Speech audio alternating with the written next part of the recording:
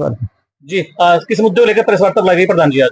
मैं सबसे पहले तो सभी चैनलों का धन्यवाद करता हूं और आप दर्शकों का भी मेरा हाथ जोड़ के नमस्कार है। देखो, आज एसपी साहब ने मीटिंग बुलाई थी। मीटिंग इसलिए बुलाई थी, व्यापारी संगठन वहाँ मौजूद थे और एसपी साहब ने ये कहा भाई कोई कानून व्यवस्था को लेकर कोई दिक्कत हो या कोई पुलिस प्रशासन से कोई दिक्कत हो, ऐसी बात हमारी मीटिंग व्यापार मंडल की हुई थी। और उसमें मैंने भी नोट कराया था थोड़ी जो समस्याएं थी, चाहे शहर में जाम की बात थी, चाहे गश्त को लेके थी, वो एसपी साहब ने बड़े अच्छे तरीके से नोट किया, पॉइंट टू पॉइंट नोट किया। और एसपी साहब ने ये पूछा भाई कोई या तो फिरौती की बात हो या कोई बदमाश आपको तंग कर रहा हो, मुझे जानकारी दे। और एसपी साहब ने ये भी कहा भाई मुझे अगर जानकारी देगा तो तुरंत उसका इलाज होगा।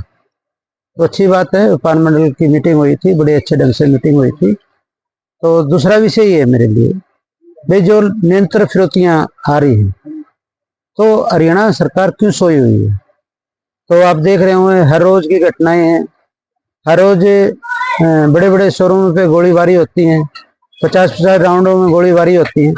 तो सरकार, जैसे मुख्यमंत्री जी अभी पीछे उनका सम्मेलन था सरपंचों का, घोषणा पे घोषणा कर रहे थे। मैं मुख्यमंत्री को व्यापार मंडल की तरफ से एक बात कहना चाहूंगा, एक कानून व्यवस्था बिल्कुल जंगलराज हो गया, उसकी तरफ आपका ध्यान नहीं।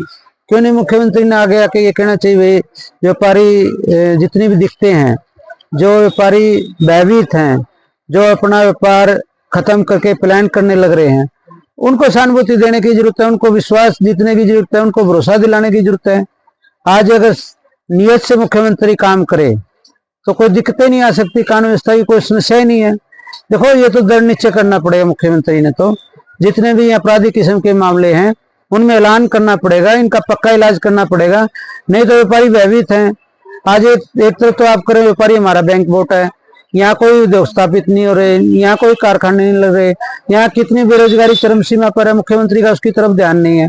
9.5 साल का शासनकाल, माननीय खट्टर साहब मुख्यमंत्री थे, अगर इनका पक्का इलाज करते आज क्या समस्याएं आती। आज ये जितनी घोषणा मुख्यमंत्री जी नायब सैनी जी करें, चाहे वो सरपंचों के बारे में लगा लो, चाहे कर्मचारी के बारे में लगा, चाहे गरीबों के लिए, ये तो इम्प्लीमेंट होते ही नहीं है, तो चुनावी स्टैंड है। अब तो मुख्यमंत्री जी ने कहा है, घोषणा की है कि जो भी राज्य स्तरीय कार्यक्रम होगा उसमें डीसी और एसपी के साथ गांव के मुखिया भी बराबर में चेयर लगेगी, बराबर में बैठेंगे। ये चेयर 9.5 साल पहले की नहीं लगी, ये तो चुनावी स्टैंड है। ये सिर्फ मैं आपसे ठगी करना चाहते हैं सभी वर्गों के साथ। पहले तो लठ टेक दिए, वही तो सरपंच है, सरपंच को जो बदल गए, वही पीरियड चले सरपंचों का। पहले तो बुला के चंडीगढ़ अच्छे संवार दिए, अरे गोली की बात करते थे, लाठी की बात करते थे, एक भी वर्ग छोड़ा बताओ? किसान वर्ग ग्रांट भी बढ़ा दी है सरपंचों की, चक्की में बढ़ा दो, ये तो जानते की सरकार है, चाहिए सुनना ही मंडे लगा दो, ये तो जनता मानने वाली नहीं। जनता त्राई माना, इतनी दुखी है जनता, इनको देखना ही पसंद नहीं करती, इनकी बात सुनना ही नहीं पसंद करती।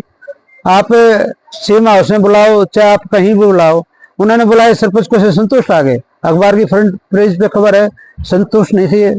ये तो दिखावा है, ये छलुआ कर रहे हैं, ये ठगने की कोशिश में है भाई, हम बका लेंगे दोबारा सत्ता में। और बयान है कि भी आधी रात को मेरे घर का दरवाजा खुला है, कोई भी आओ।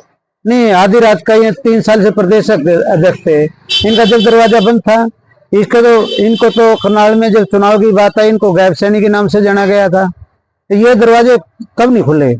आज ये ढकोसले करने के लिए, आज गुमराह करने के लिए उच्छेद कंटे नाम अपनाए, आपकी असलियत को पता चलता है। जो बीजेपी सरकार ने जो चाहे सरपंचों को लेके, चाहे आंगनबाड़ी धरने पे आए, प्रदर्शन कराया, उन पे लाठी चार्ज, किसान आए उन पे गोलियां बरसा दी, आपने देखा बॉर्डर पे क्या किसान शहीद हुए।